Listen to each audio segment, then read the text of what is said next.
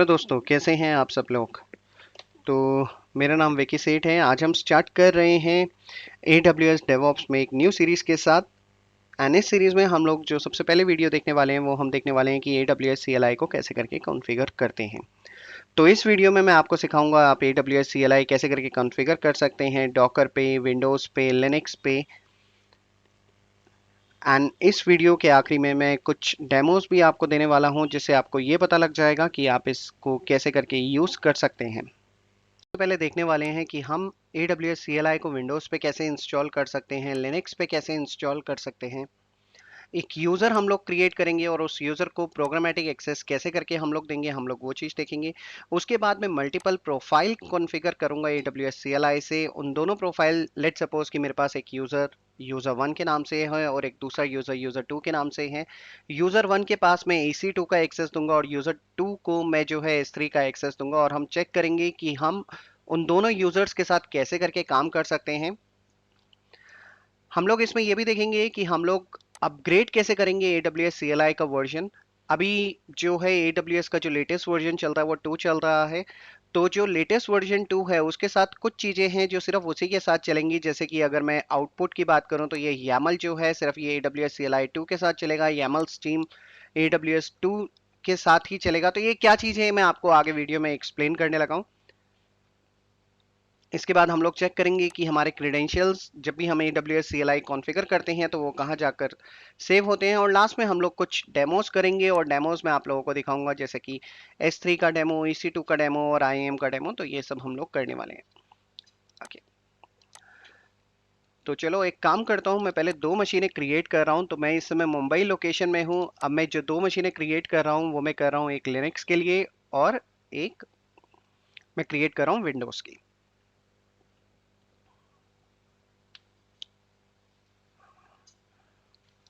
अगर आप भी मेरे साथ डेमो फॉलो करना चाहें तो आप भी कर सकते हो। तो आप भी अपने EC2 अकाउंट, अपने AWS अकाउंट में लॉगिन करो और उसके बाद दो मशीनें क्रिएट करो। तो यहाँ पर दो मशीनें मैं जैसे क्रिएट कर रहा हूँ आप भी वैसे ही क्रिएट कर सकते हो। तो यहाँ पर मैं लॉन्च इंस्टेंस पे जा रहा हूँ और पहली जो मैं मशीन क्रिएट कर रहा हूँ वो मैं विंडोज़ की करूँगा। की पेयर मेरे पास ऑलरेडी क्रिएटेड है। तो देखो, मैं अगर अपने डाउनलोड में जाऊँ तो मैं यहाँ पर मेरे पास 3 की पेयर ऑलरेडी क्रिएटेड है। तो इनमें से ही मैं कोई एक यूज़ करूँगा। तो यहाँ पर मैं यूज़ कर रहा हूँ Microsoft Windows server 2019 base. Okay, हम लोग इनको स्किप कर सकते हैं, ऐड टैग पे आ जाते हैं और मैं इसको नाम देता हूँ Windows machine configure security group. और यहाँ पर हम लोग सिक्योरिटी ग्रुप RDP के साथ ही चलते हैं हम लोग। Launch, okay, done. तो मैंने अभी एक अपनी विंडोज़ की मशीन क्रिएट कर दी है, Windows server 2019 base. Okay, Windows 10 पे आप कॉन्फ़िगर कर रहे हो, विंडोज 7 पे कर रहे हो, XP पे कर रहे हो, या विंडोज के किसी भी सर्वर पे कर रहे हो, स्टेप बिल्कुल सेम होने वाले हैं। तो हम किसी एक पे करेंगे और हम देख लेंगे कैसे करके करते हैं। ओके, यहाँ पर एक मेरे पास मशीन लिनक्स की ऑलरेडी क्रिएटेड है, तो हम इसी को यूज़ भी कर लेंगे अपने इसी डेमो के लिए। ओके, अब मैं क्या कर रहा हूँ, अब मैं IAM में चलता हूँ और दो यूज़र मैं क्रिएट कर रहा हूँ।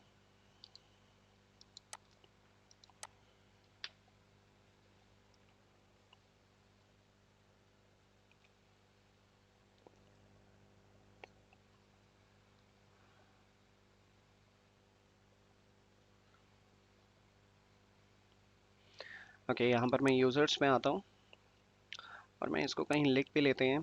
तो यहाँ पर जो मेरा यूज़र वन होगा उसको मैं क्या एक्सेस देने वाला हूँ, EC2। एंड जो यूज़र टू होगा उसको मैं एक्सेस देने वाला हूँ S3 का। ओके,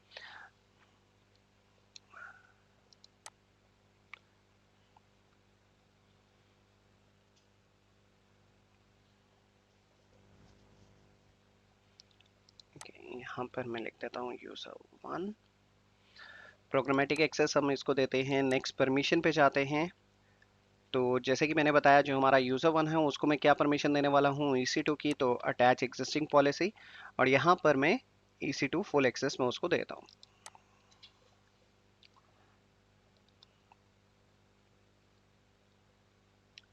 ओके, हम लोग जो है कस्टमाइज पॉलिसी भी क्रिएट कर सकते हैं। अगर आपको वो नहीं आता तो मैं एक वीडियो उस पर भी बना दूंगा कि हम कस्टमाइज पॉलिसी कैसे करके क्रिएट कर सकते हैं और कैसे करके हम लोग जो है एक यूज़र एक रोल के साथ हम लोग उसको अटैच कर सकते हैं।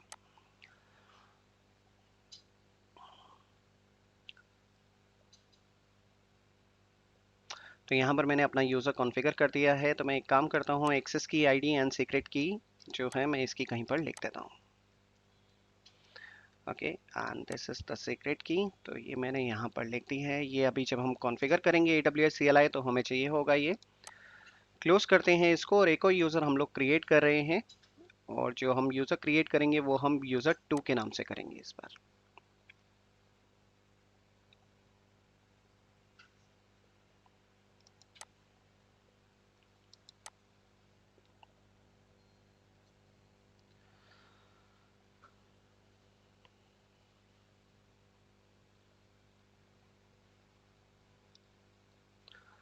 AWS कंसोल थोड़ा स्लो चल रहा है, don't know why but that's okay, still manageable.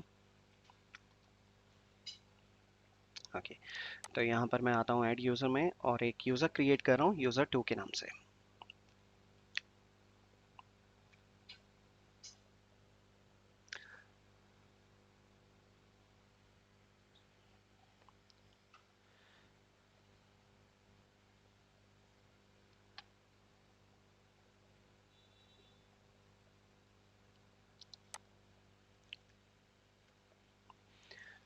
Again मैं इसको प्रोग्रामेटिक एक्सेस देता हूँ, नेक्स्ट परमिशन पे जाता हूँ, अटैच एग्जिस्टिंग पॉलिसी में आता हूँ यहाँ पर और यहाँ पर मैं इसको S3 फुल एक्सेस में देने वाला हूँ।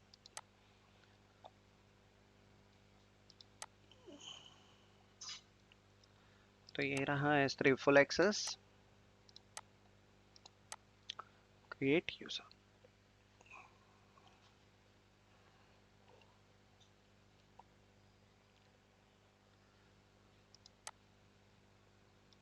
ओके, अब मेरे पास दो यूज़र कॉन्फ़िगर हो चुके हैं। मैंने उन दोनों यूज़र्स को क्रिएट कर दिया है। एक के पास EC2 का एक्सेस है और एक के पास S3 का एक्सेस है।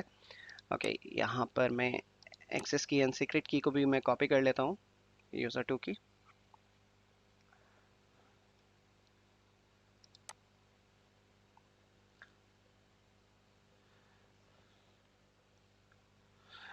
तो यहाँ पर एक और चीज़ ध्यान देनी है, जैसे मैं यहाँ पर एक्सेस की एंड सीक्रेट की कॉपी करना भूल गया तो उसमें क्या हुआ कि अब मुझे सीक्रेट की नहीं मिलेगी। यहाँ पर सिर्फ और सिर्फ मुझे एक्सेस की ही ये दिखाएगा। तो मुझे क्या करना होगा, एक नई जनरेट करनी होगी। सिक्योरिटी क्रेडेंशियल्स में ये नए जनरेट करने होंगे। देखो यहाँ पर ये सिर्फ एक्सेस की दिखा रहा है, सीक्रेट की नहीं दिखा रहा। तो ये सिर्फ वन टाइम ऑप्शन है, इसको आप बिल्कुल ध्यान में रखना। आप जब भी इसको करो तो ये वन टाइम ऑप्शन होता है, तो ये फर्स्ट टाइम में ही आपको इसको स्टोर करना होगा किसी लोकेशन पे। तो ये मेरे पास एक्सेस की and this is the secret की और मैं इसको यहाँ पर क्लोज कर देता हूँ। डन। ओके, अब मैं अपने EC2 पे आ जाता हूँ और मैंने जो दो मशीनें क्रिएट करी हैं मैं उन दोनों मशीनों को लॉगिन कर लेता हूँ। तो पहले मैं विंडोज़ पे ये डेमो दिखाने वाला हूँ कि विंडोज़ पे हम लोग कैसे करते हैं। तो विंडोज़ की मशीन को मैं कनेक्ट कर लेता हूँ। तो विंडोज़ की मशीन को कैसे कनेक्ट करना है, विंडोज़ पे हमने क्लिक किया, विंडोज़ की मशीन पे कनेक्ट पे यहाँ पर क्लिक करते हैं। अब यहाँ पर मुझे RDP क्लाइंट का ऑप्शन मिल रहा है और यहाँ पर है गेट पासवर्ड। तो मैं गेट पासवर्ड पे क्लिक करके मैं यहाँ पर अपनी की पेयर लेकर आता हूँ, जो मैंने की पेयर यूज़ किया था at the time of creation of the machine. तो जो की पेयर का नाम था वो था लैम्प के नाम से, तो हम लोग वही यूज़ कर लेते हैं। तो ये रहा lamp. Okay, next decrypt password. Now I will get the password to log into this Windows machine. Let me copy this password and let me click on the download remote desktop file. अब मैं इस पे click करता हूँ और ये मुझे RDP console पे ले जाएगा और यहाँ पर जो मैंने पासवर्ड कॉपी किया है यहाँ से वो मुझे यहाँ पर डालना है। Done.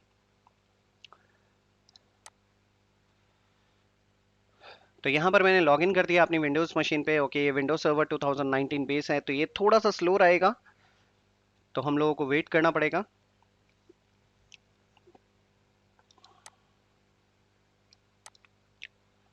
ओके, जब तक ये लॉगिन हो रहा है एक काम और करते हैं, हम लोग अपना लिनक्स मशीन पे भी लॉगिन कर लेते हैं।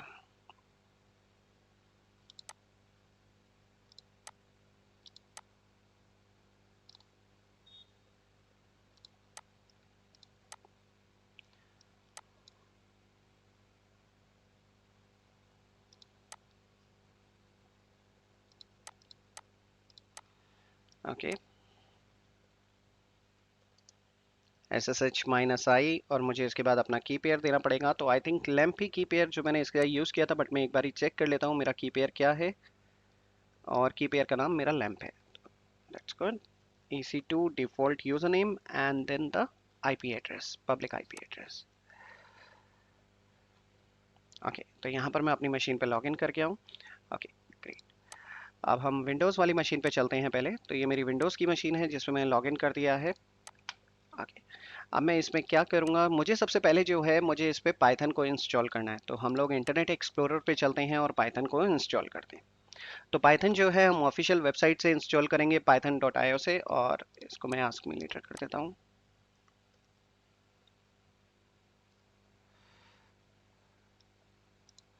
python.org ओके से हमें इसको डाउनलोड। ओके यहाँ पर देखो हमारे पास ना एक ये सिक्योरिटी वार्निंग मैसेज आ रहा है, ये काफ़ी इरिटेटिंग सा है। तो मैं एक काम करता हूँ, पहले मैं इसको बंद कर देता हूँ, नहीं तो ये ना बार बार आता रहेगा। अगर मैं किसी भी चीज़ पे क्लिक करूँगा तो ये बार बार मुझे आता रहेगा। जैसे मैं यहाँ पर अगर मैं डाउनलोड पे क्लिक करूँ तो ये देखो ये बार बार मुझे आ रहा है। तो एक काम करते हैं, इसको कैसे ऑफ करना है ये मैं आप लोगों को बताता हूँ। तो इसके लिए आपको कुछ क्या करना है, आपको सर्वर मैनेजर पे जाना है।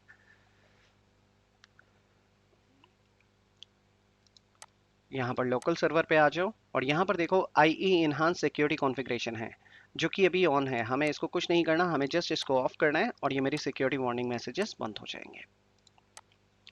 तो एक बार इसको क्लोज करके हम लोग रीओपन कर लेते हैं और python.org में चलते हैं।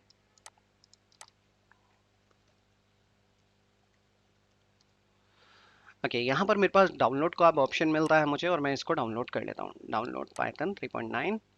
तो नीचे आ जाते हैं हम लोग यहाँ पर, और यहाँ पर मुझे विंडोज़ के लिए दिखा रहा है 64 बिट विंडो इंस्टॉलर 64 बिट। तो मैं इसको इंस्टॉल कर देता हूँ, रन कर देता हूँ एक बार। ओके अब जब आप इस पाइथन को इंस्टॉल कर रहे हो तो मेक श्योर आप ये जो ऑप्शन है add Python to the path, इसको ज़रूर चेक करो। अगर आप इसको चेक नहीं करोगे तो क्या होगा, ये इन्वायरमेंट वेरिएबल में नहीं आएगा।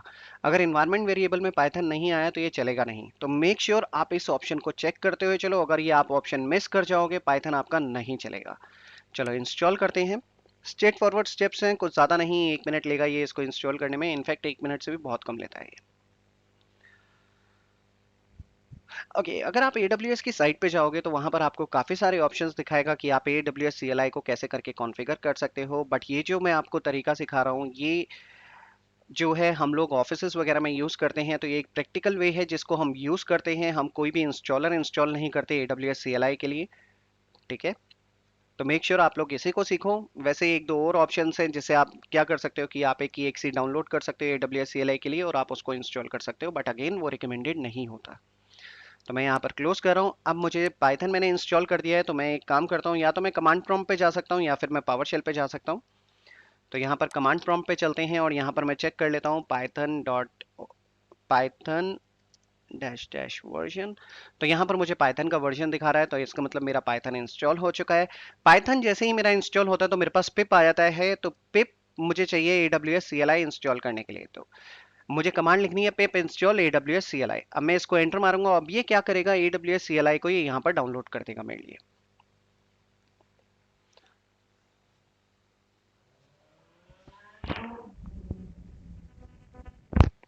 ओके तो देखो ये डाउनलोड कर रहा है, इंस्टॉल कर रहा है पैकेज। तो आप यहाँ पर पैकेजेस वगैरह देख सकते हो, जैसे यहाँ पर ये लाइब्रेरी लेकर आ रहा है, S3 ट्रांसफर प्रोटोकॉल, ये सब कुछ लेकर आ रहा है। और यहाँ पर ये मुझे दिखा रहा है कि इसने इंस्टॉल कर दिया है। चलो CLS करते हैं और एक बारी AWS CLI वर्जन करके देख लेते हैं। AWS minus minus version. तो यहाँ पर जो मुझे वर्जन दिखा रहा है वो मुझे दिखा रहा है 1.20। ये लेटेस्ट वर्जन नहीं है। ओके तो जो लेटेस्ट वर्जन है वो 2 पॉइंट समथिंग है। अभी जो AWS ने बाय डिफॉल्ट इंस्टॉल किया वो उसने मेरे लिए AWS CLI ये वाला किया। अब मुझे क्या करना है, मुझे अपना यूजर कॉन्फ़िगर करना है। तो हम लोगों ने यूजर का सिक्योरिटी एक्सेस की एंड सिक्योरिटी की यहाँ पर लिख के रखा था, तो हम लोग इसको यूज करते हैं। तो कैसे करके अब मैं अपना यूजर कॉन्फ़िगर कर सकता हूँ, इसके लिए मुझे कमांड चलानी है AWS config। तो जैसे ही मैं इस कमांड को चलाऊंगा तो ये सबसे पहले मुझसे पूछेगा एक्सेस की। तो यहाँ पर ये मेरे पास एक्सेस की है, तो मैं इसी को ले लेता हूँ। कॉपी किया मैंने, इसको यहाँ पर पेस्ट किया। ओह 2 बार ही हो गया, तो एक बार रिमूव कर देते हैं। नेक्स्ट ये मुझसे मांग रहा है सीक्रेट की, तो इसको मैं पूरा कॉपी कर लेता हूँ। आई थिंक ये 2 बार ही हो गया फिर से।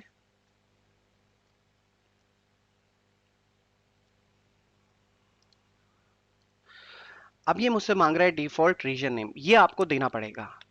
ठीक है, तो आप कौन से रीजन में हो? एपी साउथ 1A में, तो इसको यहाँ से आप कॉपी कर सकते हो और यहाँ पर आप दे सकते हो। ओके, अब यहाँ पर आ रहा है डिफॉल्ट आउटपुट फॉर्मेट। अब ये जो आउटपुट फॉर्मेट है ये भी हमारे पास काफ़ी टाइप के होते हैं, जैसे मैं आप लोगों को दिखाता हूँ थोड़ा सा नीचे अगर, हाँ। तो हमारे पास जो आउटपुट फॉर्मेट है वो है JSON, YAML, YAML stream, text, table. Okay, तो यहाँ पर YAML एंड YAML स्ट्रीम जो है ये AWS CLI वर्जन 2 के साथ काम करते हैं। डिफॉल्ट जो होता है वो होता है कौन सा? जेसोन। अगर मान लो मैं यहाँ पर कुछ भी नहीं देता तो ये जेसोन लेगा। अगर मान लो मुझे यहाँ पर टेबल देना है तो मैं टेबल दे सकता हूँ। तो ये मैं आप लोगों को दिखाऊंगा कैसे करके इसको हम चेंज कर सकते हैं। तो अभी मैं बाय डिफॉल्ट के साथ चले जाता हूँ जो कि है जेसोन, ये वाला। ओके, ये बाय डिफॉल्ट है। अब मैंने अपना यूजर कॉन्फ़िगर कर दिया। अब मैं जो है इसके साथ कुछ कमांड्स रन करके देखता हूं। तो यहाँ पर हम लोग एक कमांड चला लेते हैं AWS। तो हम्म, तो मैं कोई कमांड देख रहा हूँ, तो चलो हम लोग ये वाली कमांड ले लेते हैं जिसके अंदर हम लोग जो है डिस्क्राइब इंस्टेंस देख लेते हैं। ओके, तो यहाँ पर मुझे इंस्टेंस आईडी देनी पड़ेगी। तो यहाँ पर मैं इंस्टेंस आईडी अपनी मशीन की कॉपी करता हूँ। ओके, तो अब ये कमांड क्या कर रही है? कमांड अगर आप देखो तो उसका एक प्रॉपर फॉर्मेट है। तो फॉर्मेट में पहले आप लोगों को समझाता हूँ। तो इसके लिए मैं चलता हूँ AWS CLI डॉक्यूमेंटेशन पे।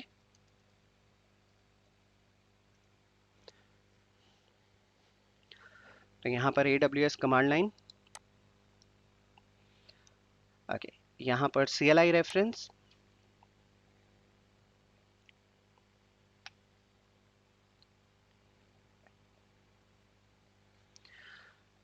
यहाँ पर अगर आप देखो तो ये इसका पूरे का पूरा फॉर्मेट है। AWS देन ऑप्शन, ऑप्शन में क्या आ जाएंगी? सारी सर्विसेज जो हमारी AWS में है। तो ये सारी अवेलेबल सर्विसेज जो हमारी AWS की होती है। तो यहाँ पर अगर हम देखें तो AWS EC2, EC2 मतलब मैंने सर्विस को यूज किया। उसके बाद डिस्क्राइब इंस्टेंस। अब आपको कैसे पता है डिस्क्राइब इंस्टेंस कहाँ से आया? तो यहाँ पर मैं EC2 सर्विस के अंदर जाता हूँ। तो देखो यहाँ पर ये रहा EC2, मैं इसके अंदर गया। अब इसके अंदर भी मेरे पास अवेलेबल सर्विसेज हैं। तो ये सारी अवेलेबल सर्विसेज कौन सी हैं? ये जो सारी आ रही हैं, ये जो सब आप देख रहे हो, ये सारी सर्विसेज, ये जो सारी आप देख रहे हो, ये सारी सर्विसेज है इसके अंदर। ओके, थोड़ा सा नीचे चलते हैं। तो देखो यहाँ पर ही होगा मेरे पास डिस्क्राइब इंस्टेंस का भी। तो मैं थोड़ा सा और नीचे आता हूँ, सी चल रहा है, डी आ जाए। ओके, यहाँ पर आप इसको सर्च भी कर सकते हो, बट यहाँ पर ये आ गया डिस्क्राइब और डिस्क्राइब इंस्टेंस। तो ये रहा डिस्क्राइब इंस्टेंसेस। तो हमने यही यूज किया है। और उसके बाद ये मुझसे मैंने जो है इसको इंस्टेंस आईडी दिया। अब ये मैंने क्यों दी है? मैं इस पर क्लिक करता हूं तो देखो अब यहाँ पर ये मुझे एग्जाम्पल देगा, प्लस ये मुझे थोड़ा सा एक्सप्लेन भी करेगा कि आप इसको कैसे करके यूज कर सकते हो। तो यहाँ पर ये पूरा बता रहा है कि डिस्क्राइब इंस्टेंस के साथ आप फिल्टर यूज कर सकते हो, इंस्टेंस आईडी यूज कर सकते हो, dry run, no dry run, ये सारी चीजें आप इसके साथ यूज कर सकते हो। तो मैं तो एक रिकमेंडेड वे देता हूँ आप लोगों को। आप सीधा स्क्रॉल डाउन करो, सबसे नीचे आ जाओ, यहाँ पर उन्होंने एक एग्जांपल दे रखा है। तो आप उस एग्जांपल को यूज कर सकते हो अभी स्टार्टिंग के लिए। तो ये देखो ये रहा, to describe an instance AWS EC to describe instance and then the instance ID. तो यहाँ पर हम लोग जो है इसको एंटर मारते हैं और ये मुझे अब पूरी की पूरी इंफॉर्मेशन देगा इस इंस्टेंस के बारे में।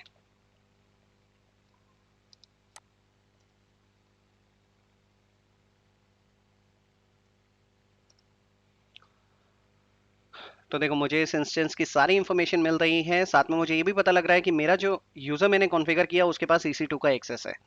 ओके, अब मैंने अपने यूजर को सिर्फ EC2 का एक्सेस दिया था। तो देखते हैं कि अब दूसरी सर्विसेज मेरा यूजर कॉल कर सकता है या नहीं कर सकता। तो मैं इसके लिए कर रहा हूँ AWS S3 LS। ओके, इस भी कमांड को मैं आप लोगों को एक्सप्लेन कर देता हूँ। तो इस बार जो हम यूज करने वाले हैं, हम लोग यूज करने वाले हैं कौन सा? S3 सर्विस को। तो वापस हम लोग यहाँ पर AWS पे क्लिक करते हैं।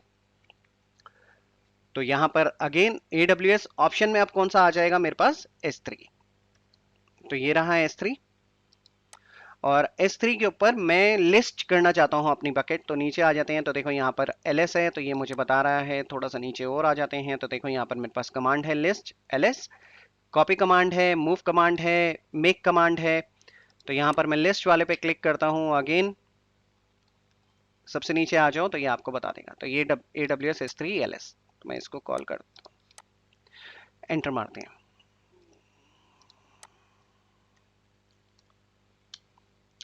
तो देखो यहाँ पर मुझे एक एरर आ रहा है, एरर अकर्ड एक्सेस डिनाइड, मतलब मेरे पास एक्सेस नहीं है। तो यूजर 1 जब मैंने कॉन्फ़िगर किया था तो मैंने उसको क्या एक्सेस दिया था, मैंने सिर्फ और सिर्फ उसको EC2 का एक्सेस दिया था। तो इसलिए वो सिर्फ EC2 की सर्विस को ही कॉल कर पा रहा है। जैसे ही मैंने S3 के साथ उसको चलाने की कोशिश करी तो उसने मुझे एक एरर दे दिया, an error occurred access denied. Okay, अब ये जो है मैंने एक ही प्रोफाइल को भी कॉन्फ़िगर किया है जो कि है यूजर 1, राइट। तो यहां पर मैं यूजर 2 को भी कॉन्फ़िगर कर सकता हूं, बट जब अब मुझे कॉन्फ़िगर करना है, जैसे मैं अगर यहां पर कमांड चलाऊं AWS, ओके, इसको भी मैं यहां से दिखा देता हूं। तो इस बार हम लोग इस पे चलते हैं AWS CLI पे, यहां पर मैं AWS पे क्लिक करता हूं, ओके, और यहां पर मैं IAM को सर्च करता हूं।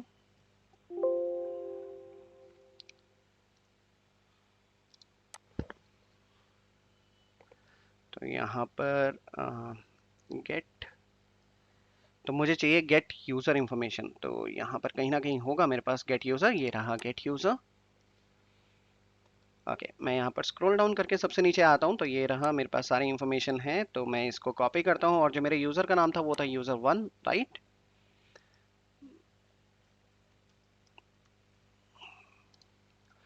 तो AWS IAM gate user, user name user 1, but again मुझे यहाँ पर एरर आने वाला है क्योंकि मेरे पास एक्सेस तो है नहीं, एक्सेस डिनाइड का ही मुझे एरर देगा, दैट्स ओके।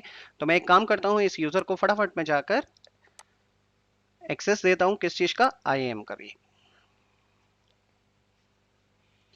तो यहाँ पर मैं AWS कंसोल में आया, आइडेंटिटी एंड एक्सेस मैनेजमेंट पे आया, और मुझे अपने यूज़र पे क्लिक करना है।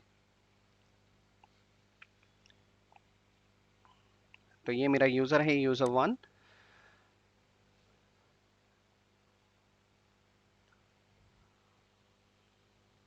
यहाँ पर परमिशंस में आ जाते हैं, एंड यहाँ पर परमिशन पे मैं ऐड परमिशन करूँगा, और यहाँ पर मैं पॉलिसी अटैच कर सकता हूँ। एंड पॉलिसी मुझे कौन सी देनी है इस बार, IAM फुल एक्सेस देते हैं। तो यहाँ पर मैंने फुल एक्सेस को कॉपी किया, नेक्स्ट, ऐड परमिशन, डन। चलो मैंने इस यूज़र को एक्सेस दे दिया IAM का भी, तो एक बार ये अब कॉल करके देखते हैं। तो यस, मैं अब इसको कॉल कर पा रहा हूँ, और देखो यहाँ पर ये मुझे एक्सेस की बता रहा है, मुझे यूज़र के बारे में इंफॉर्मेशन दे रहा है, और ये मेरा यूज़र यहाँ पर कॉन्फ़िगर है। ओके, अब जब आप यूज़र कोई भी विंडोज़ मशीन पे कॉन्फ़िगर करते हो तो वो एक डिफ़ॉल्ट लोकेशन पे जाकर सेव होता है। तो मैं वो भी चीज़ आपको दिखाता हूँ। तो इसके लिए आपको सी ड्राइव पे जाना होगा, यूज़र्स में जाना होगा। तो यहाँ पर एडमिन यूज़र है, यहाँ पर ये देखो ये एक हिडन फोल्डर है मेरे पास .aws के नाम से, और यहाँ पर दो चीज़ें हैं, कॉन्फ़िग एंड क्रेडेंशियल्स। तो यहाँ पर देखो मैं कमांड चलाता हूँ मोर कॉन्फ़िग, और यहाँ पर देखो ये मुझे रीजन बता रहा है, जो मैंने रीजन कॉन्फ़िगर किया था वो मैंने किया था AP साउथ 1। तो यहाँ पर ये उसकी इंफॉर्मेशन दिखा रहा है। अब मैं क्रेडेंशियल्स में जाता हूँ, मोर क्रेडेंशियल्स। तो यहाँ पर मैं एक्सेस की एंड सीक्रेट की देख रहा हूँ, और जब मैंने अपना यूजर कॉन्फ़िगर किया तो मैंने कोई नाम नहीं दिया था। तो जो मेरा यूजर कॉन्फ़िगर हुआ वो मेरा डिफॉल्ट प्रोफाइल से हुआ।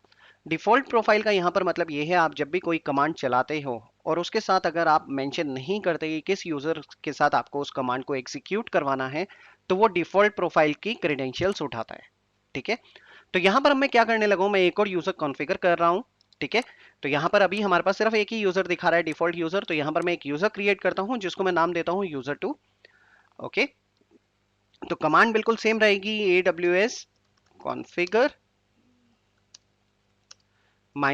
Profile user 2। अब यहाँ पर ये मुझसे एक्सेस की मांग रहा है, तो यूजर 2 का हम लोग एक्सेस की एंड सीक्रेट की हम लोग इधर देते हैं। तो ये इसका एक्सेस की था। ओके, यहाँ पर सीक्रेट की मांग रहा है मुझसे, और इसको मैं देता हूँ AP साउथ 1 में। ओके, एंड यहाँ पर डिफॉल्ट आउटपुट फॉर्मेट, मैंने आपको बताया था कि हमारे पास आउटपुट फॉर्मेट भी होते हैं, तो मैं इसको ले लेता हूँ, सॉरी, इसको मैं ले लेता हूँ टेबल, ये वाला। ठीक है, तो आपको ताकि डिफरेंस भी पता लग जाए कि कैसे करके वो कंसोल में दिखाता है। ओके, अब मैं इस यूजर से कॉल करता हूँ कुछ, तो इस यूजर के पास क्या एक्सेस है, S3 का एक्सेस है। तो मैं सबसे पहले AWS S3 LS करता हूँ मैं यहाँ पर। तो ये मेरा किस प्रोफाइल से चल रहा है, डिफॉल्ट प्रोफाइल से। और यहाँ पर मैं आपको दिखा भी देता हूँ। अब मैं फिर से ये वाली कमांड चलाऊंगा, मोर क्रेडेंशियल्स। देखो यहाँ पर मेरे पास एक यूजर 2 भी कॉन्फ़िगर हो चुका है, एक डिफॉल्ट है और एक यूजर 2 है। अभी मैंने कमांड चलाई AWS S3 LS, तो किससे ये लेगा, डिफॉल्ट वाले से। और डिफॉल्ट वाले के पास S3 का एक्सेस नहीं है, तो उसने क्या दिखा दिया, एक्सेस डिनाइड। अब इसी को ही मैं यहाँ पर लास्ट के अंदर सिर्फ मैं प्रोफाइल यूजर 2 ऐड कर देता हूँ। यूजर 2 क्यों मैं ऐड कर रहा हूँ, यहाँ पर देखो ये यूजर 2 है, जो भी नाम आपने दिया है वो आप यहाँ पर डाल दो, एंटर। तो यहाँ पर देखो मेरी ये बकेट लिस्ट कर रहा है। तो इसका मतलब कि इस यूजर के पास एक्सेस नहीं है। बाय डिफॉल्ट जब मैंने चलाया, मैंने कोई भी प्रोफाइल नहीं दी, तो वो किसके साथ गया, डिफॉल्ट यूजर के साथ। जैसे ही मैंने उसको प्रोफाइल दी, तो वो किसके साथ उसने काम किया, इस यूजर के साथ। आप इसी तरीके से रीजन भी दे सकते हो। अगर आपको रीजन देना है तो आप यहाँ पर प्रोफाइल एक और यहाँ पर लगा दो, माइनस माइनस रीजन। मान लो आपको US ईस्ट 1 देना है, तो आप वो भी दे सकते हो। तो ऐसे करके आप रीजन्स भी यूज कर सकते हो, ऐसे करके आप लोग जो हैं प्रोफाइल भी यूज कर सकते हैं। और मल्टीपल आप चाहे तो 5 या 6 प्रोफाइल कितने भी आप कॉन्फ़िगर कर सकते हैं एक मशीन पे, बट उनका जो नेमिंग कन्वेंशन है वो आपको देखना पड़ेगा। तो आप इस तरीके से इसको कॉन्फ़िगर कर सकते हो। ओके, चलो आगे बढ़ते हैं हम लोग। ओह, यहाँ पर मैं आपको एक आउटपुट फॉर्मेट भी दिखाता हूँ। तो एक काम करते हैं, इस यूज़र को हम लोग एक्सेस देते हैं, जो हमारा यूज़र 2 है उसको भी मैं कुछ IM वगैरह का कुछ एक्सेस देता हूँ, या फिर मैं आप लोगों को यहीं पर ही दिखाता हूँ AWS। अब देखो मैं यहाँ पर कमांड चला रहा हूँ AWS कॉन्फ़िगर।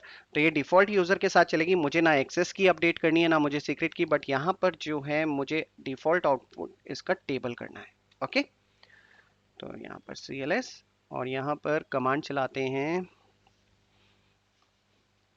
हम लोगों ने डिस्क्राइब इंस्टेंस की चलाई थी, तो मैं उसी कमांड को दोबारा से चला रहा हूँ। तो देखो अब ये मुझे टेबुलर फॉर्म में मिल रहा है, देख रहे हो आप लोग।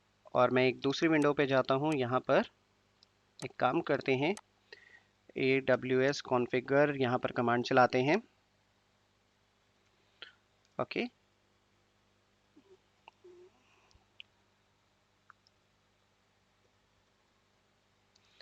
और यहाँ पर जो मैं आउटपुट फॉर्मेट है मैं उसको चेंज कर देता हूँ JSON में। ओके, और एक काम करते हैं, इसको कॉपी भी कर लेते हैं। ये जो हमारी कमांड थी इसको मैं पूरे का पूरा कॉपी कर लेता हूँ एक बारी।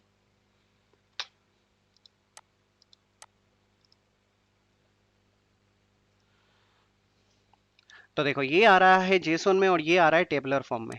तो आप लोगों को डिफरेंस समझ में आ रहा होगा कि आपने जो आउटपुट दिया उसमें क्या चेंज हो रहा है। यहाँ पर जो आउटपुट था वो था JSON और यहाँ पर जो आउटपुट था वो था टेबल। तो दोनों में आप डिफरेंस देख सकते हो, आपको जो सा भी ठीक लगे आप वो चीज़ यूज़ करें।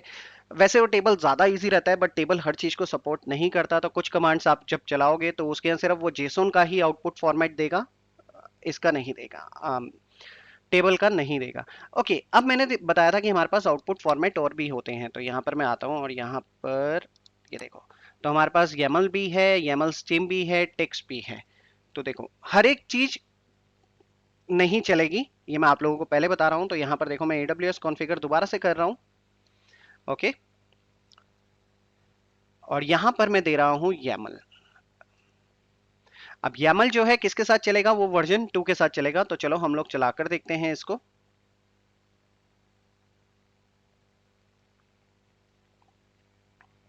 तो देखो अननोन आउटपुट टाइप YAML क्यों दिखा रहा है, क्योंकि ये YAML जो है किसके साथ चलेगा, AWS CLI वर्जन 2 के साथ। ओके, तो हम लोग दूसरा भी देख लेते हैं एक बार कॉन्फ़िगर में जाकर। हम लोग इस बार टेक्स्ट भी देख लेते हैं।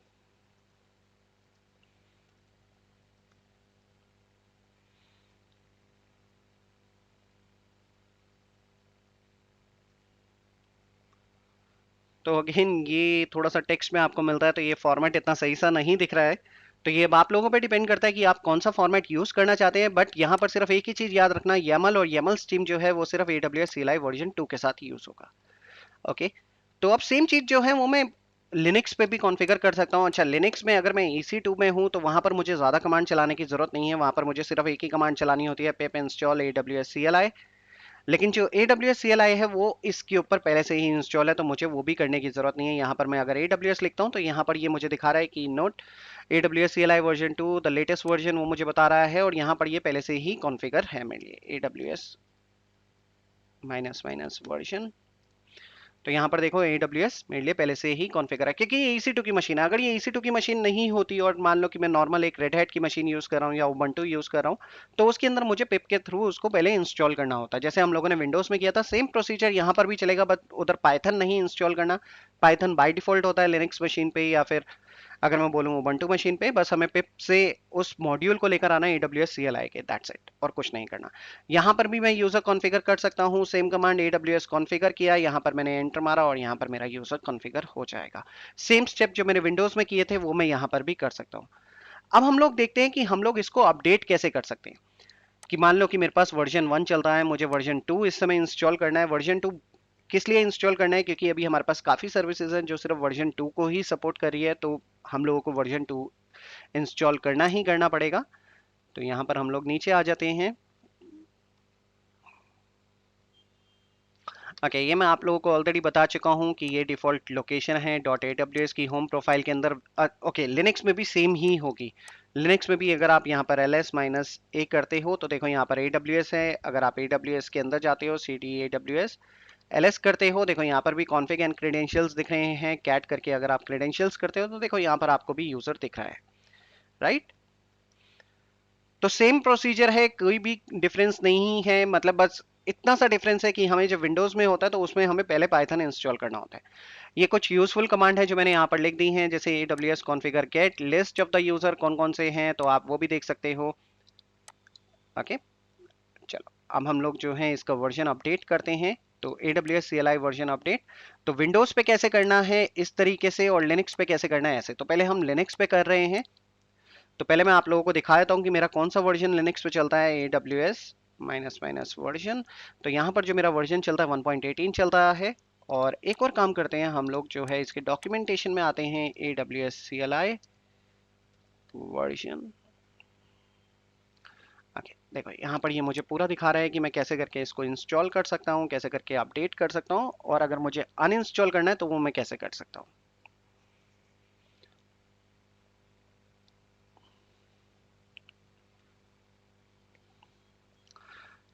तो यहाँ पर AWS CLI version 2, let suppose कि मैं 2 को मैं लिनक्स में अपडेट करना चाहता हूँ, तो यहाँ पर मैं लिनक्स पे क्लिक करता हूँ। तो यहाँ पर पहले मुझे प्री रिक्विजिट बता रहा है, उसके बाद कैसे करके मैं अपडेट कर सकता हूँ AWS CLI वर्जन को। तो ये मुझे यहाँ पर कमांड दे रहा है, उसके बाद ये कमांड, एंड देन मेरा वर्जन अपडेट हो जाएगा। ओके, तो चलो देखते हैं कैसे करके अपडेट करना है। तो इसकी मैंने कमांड्स पहले से ही लिख ली हैं यहाँ पर, तो मैं इसको कॉपी करता हूँ। तो पहले मैं कर्ल करके इसको मैं डाउनलोड करूँगा अपने CLI पे, अपने सॉरी लिनक्स मशीन पे। That's it, ls। तो देखो यहाँ पर मेरे पास आ चुका है। अब मैं इसको अनजिप करने वाला हूँ।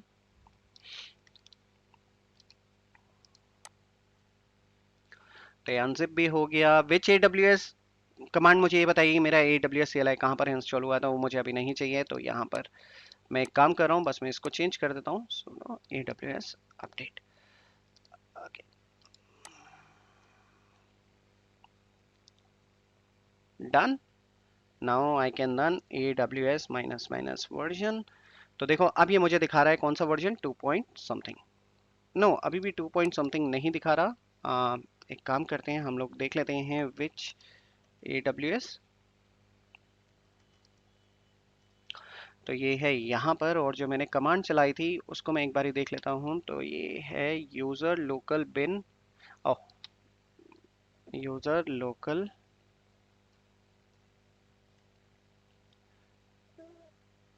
AWS,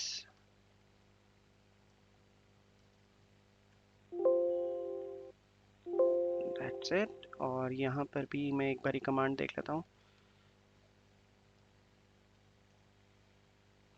done. Cannot write not a directory, no issues. देख लेते हैं एक बारी sudo, इस कमांड को एक बारी हटाते हैं, ls -l USR local bin। Okay, यहाँ पर हमारे पास आ रहा है AWS एंड AWS कंप्लीट, तो CD AWS के अंदर जा सकते हैं और ठीक है।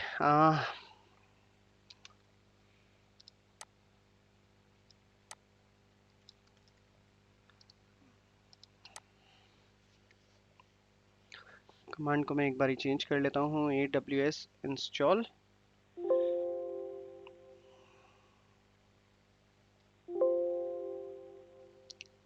कुछ नहीं है, बस ये लोकेशन हम लोगों ने करेक्ट नहीं उठाई है, उसी वजह से हम लोग इसको नहीं चला पा रहे AWS। ओके, तो पहले मुझे इस ls okay cd dot,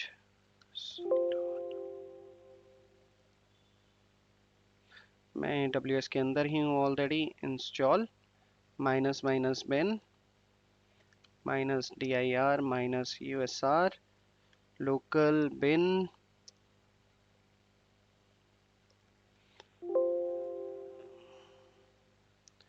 install minus dir usr local AWS CLI minus minus update. skipping install AWS CLI version, AWS, तो मेरे पास यहाँ पर 2.2 आ गया, तो मैंने इस वर्जन को अपडेट कर दिया। ओके, तो वो जो पहले इशू आ रहा था वो कुछ नहीं था, वो लोकेशन का इशू था। मैं जस्ट इसको कॉपी पेस्ट कर रहा था, तो लोकेशन हम लोग करेक्ट नहीं उठा रहे थे, इसलिए मंगा रहा था। ओके, अब विंडोज में कैसे इंस्टॉल करना है, यहाँ पर इसको पहले हमें इस पैकेज को इंस्टॉल करना है और उसके बाद वो अपडेट कर देगा AWS CLI को।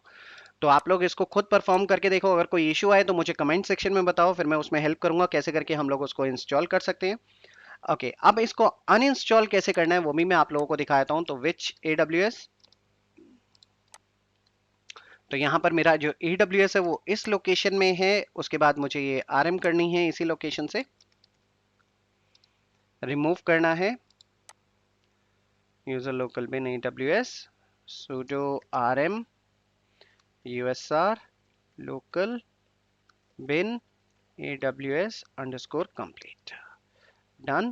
sudo rm minus rf usr local AWS CLI, और अब मैं चेक कर लेता हूँ AWS वर्जन इसका, तो देखो ये यहाँ पर मुझे 1.18 दिखा रहा है। तो इंस्टॉल कैसे करना था, वर्जन को अपडेट कैसे करना था इस स्टेप के साथ, और वर्जन को रिमूव कैसे करना है इस स्टेप के साथ। विंडोज के लिए आप इसको फॉलो कर सकते हो, और विंडोज में अगर आपको रिमूव करना है तो आप appwiz.cpl में जा सकते हो, मतलब कि प्रोग्राम्स में जा सकते हो अनइंस्टॉल करने के लिए, और वहां से आप अनइंस्टॉल कर सकते हो इसको।